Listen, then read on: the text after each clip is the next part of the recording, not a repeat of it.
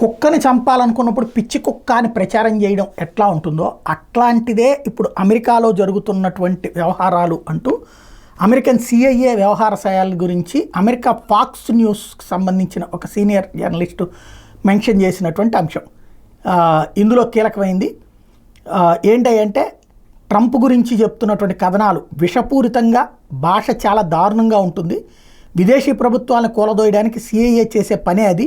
వాళ్ళు నాయకుడిని వివాదాస్పదంగా చిత్రీకరిస్తారు, వాళ్ళు అతని అభిప్రాయాలకు విలువ లేకుండా చేస్తారు, వాళ్ళు వాళ్ళ చెత్త పరిశోధనలతో అతని మీద ముప్పేట దాడి చేస్తారు, ఆ పైన వాళ్ళు ఆ నాయకుడి మీద ప్రజలు శత్రుత్వ భావన పెంచుతారు.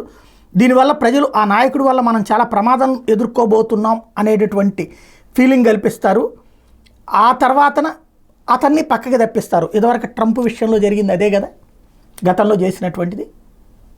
ఎందుకని వీళ్ళే దర్యాప్తు చేసింది అంటే దర్యాప్తుల ద్వారా ఇప్పుడు పాకిస్తాన్లో ఏం చేస్తారు, ఇట్లాగే అక్కడున్న ప్రధానమంత్రిని మార్చడానికి అక్కడున్న సంస్థలు అట్లాగే చేస్తాయి. కాకపోతే ఇప్పుడు అక్కడ ప్రజలు విషయం గ్రహించి ఆ సంస్థలన్నీ చెప్పినా కూడా వినకుండా ఇమ్రాన్ ఖాన్కి ఓటేస్తే ఆ ఇమ్రాన్ ఖాన్ని దెబ్బకొట్టడం కోసం అని చెప్పేసి చివరికి అతని పార్టీని రద్దు చేసే దుర్మార్గానికి తెగబడ్డది అక్కడ ఉన్నటువంటి వ్యవస్థలు.